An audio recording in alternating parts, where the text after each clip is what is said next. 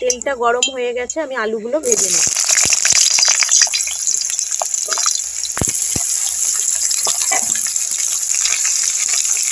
দিয়ে দেবো হলুদ গুঁড়ো, পরিমাণ মতো নুন।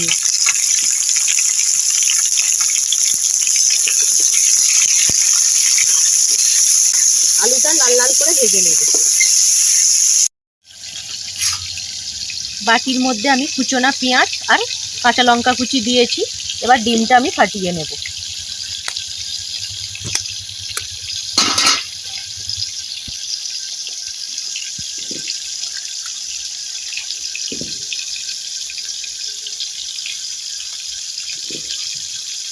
দিয়ে দেব নুন।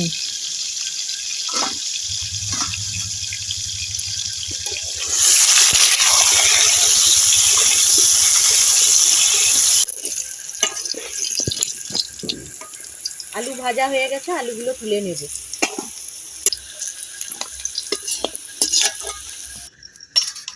এবার ডিমটা আমি ভালোভাবে ফেটে নেব।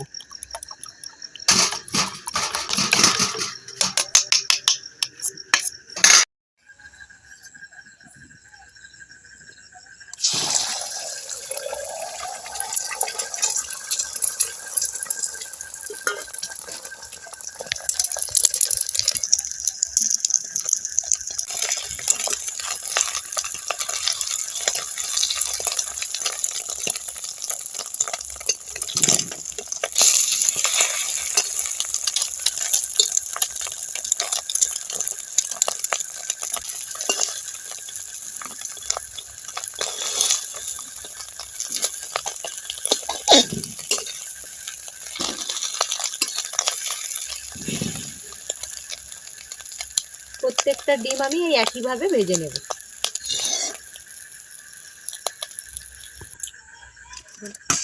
সব ডিমগুলো ভাজা হয়ে গেছে আর আলুও ভাজা হয়ে গেছে।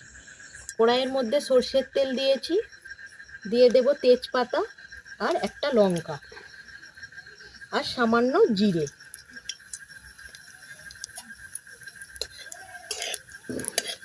খুব সুন্দর একটা গন্ধ উঠেছে মশলা থেকে। এবার আমি পেঁয়াজ দিয়ে দেব।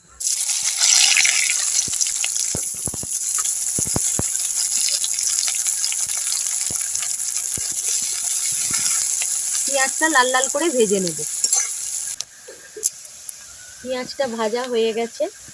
আমি এখানে মশলা বেটে নিয়েছি। এখানে নিয়েছি আদা, রসুন, কাঁচা লঙ্কা আর অল্প একটু টমেটো আর পেঁয়াজ। এই মশলাগুলো আমি পেস্ট করে নিয়েছি। আমি এখানে 3টে কাঁচা লঙ্কা দিয়েছি আর একটা পেঁয়াজ দিয়েছি আর হাফ টমেটো দিয়েছি আর আদা দিয়েছি আর রসুন দিয়েছি, এটা পরিমাণ মতো।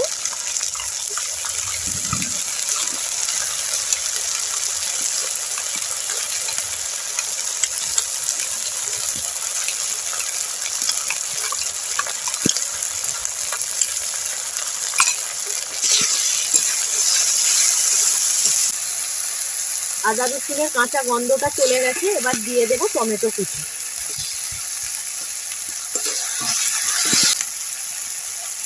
দিয়ে দেবো হলুদ গুঁড়ো,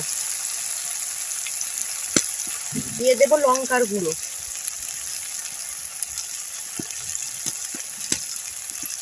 দিয়ে দেবো ধনে গুঁড়ো আর জিরে গুঁড়ো।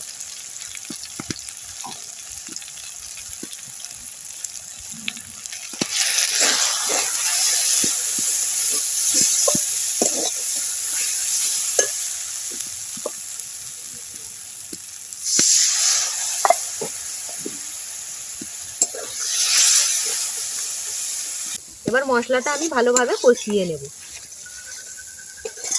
কষানো হয়ে গেছে, মশলা থেকে তেল ছেড়ে দিয়েছে দেখুন। ঠিক এই পর্যায়ে আমি ভাজা আলুগুলো দিয়ে দেব।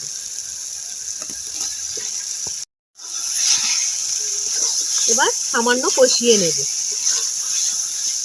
এবার দিয়ে দেব পরিমাণ মতো জল।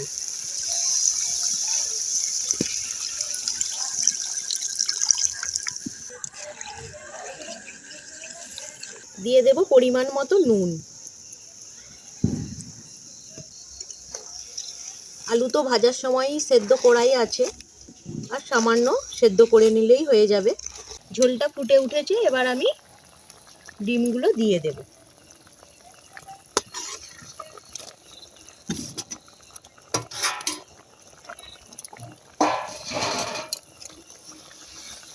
সামান্য ধনেপাতা কুচি দিয়ে দেব।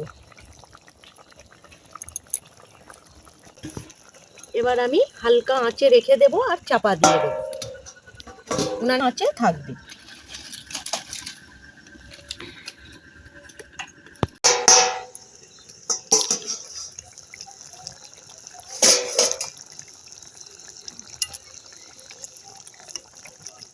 আলু সেদ্ধ হয়ে গেছে।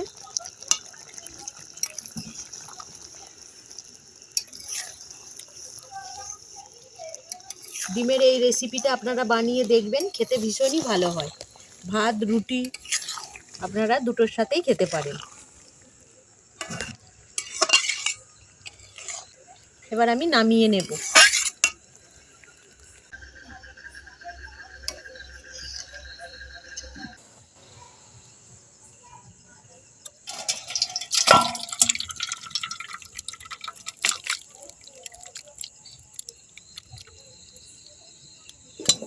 বন্ধুরা, এই ডিমের রেসিপি আপনাদের কেমন লাগলো কমেন্ট করে জানাবেন, আর যদি ভালো লেগে থাকে চ্যানেলটা সাবস্ক্রাইব করে দেওয়ার অনুরোধ রইল।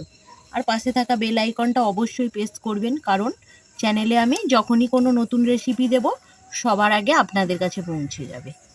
ভিডিওটা এখানেই শেষ করছি। আপনারা ভালো থাকবেন, সুস্থ থাকবেন। ধন্যবাদ।